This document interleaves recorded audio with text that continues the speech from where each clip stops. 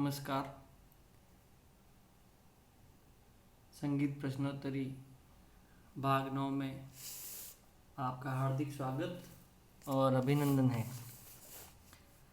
आज बात करते हैं संगीत का एक महत्वपूर्ण टॉपिक है अल्पत्व और बहुत्व।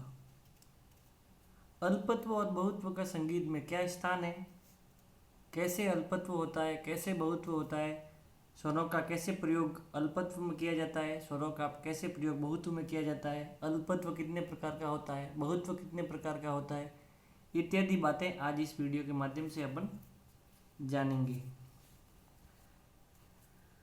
बहुत्व दो प्रकार का होता है, एक अलंघन और दूसरा अभ्यास।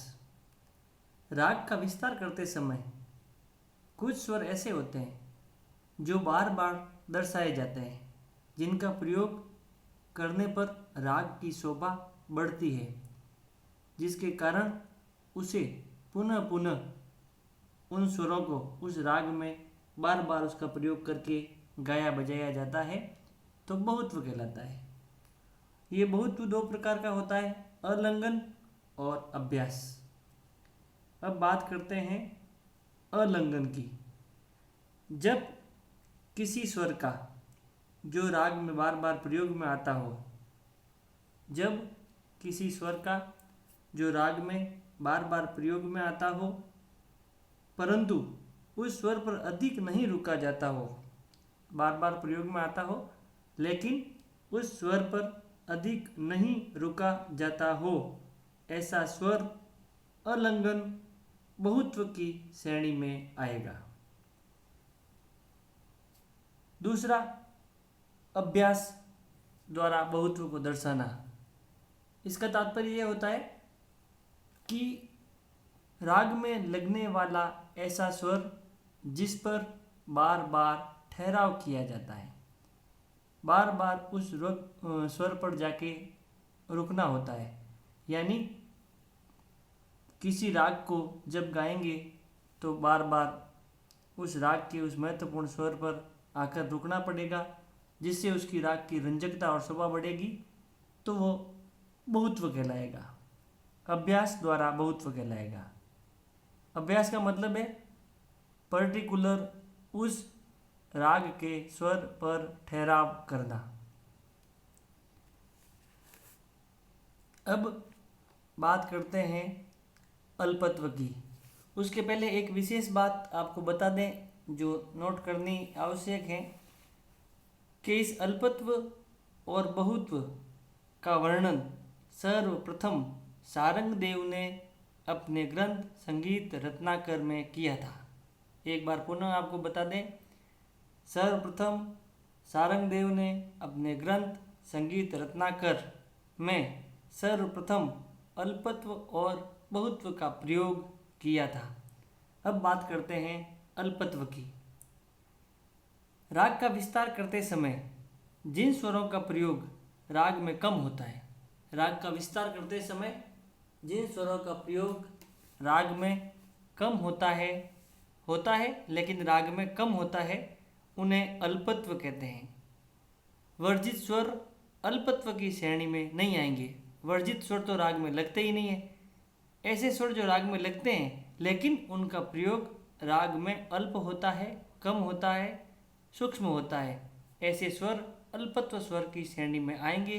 और ये अल्पत्व दो प्रकार से दर्शाया जाता है, एक लंघन और दूसरा अनाभ्यास।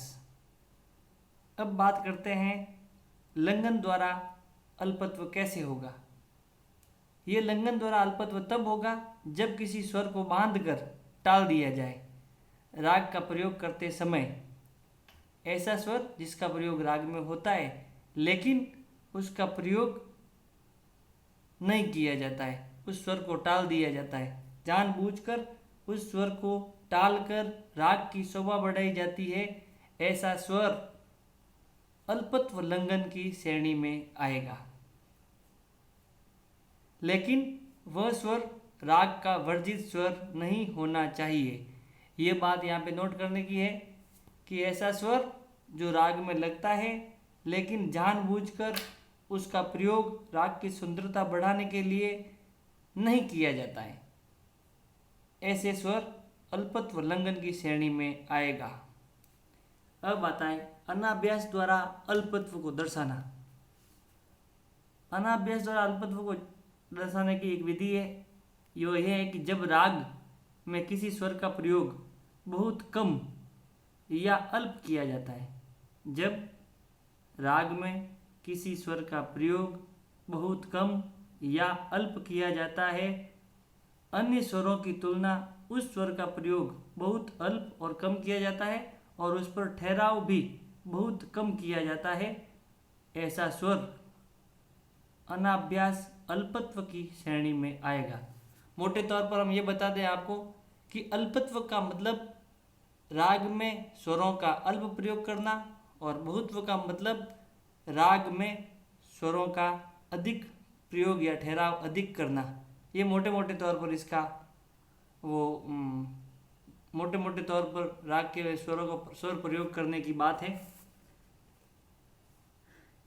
अब बात करते हैं इसके जो महत्वपूर्ण बात है उसकी, कि रागा आलाप में अल्पत्व और बहुत्व का बहुत महत्व होता है।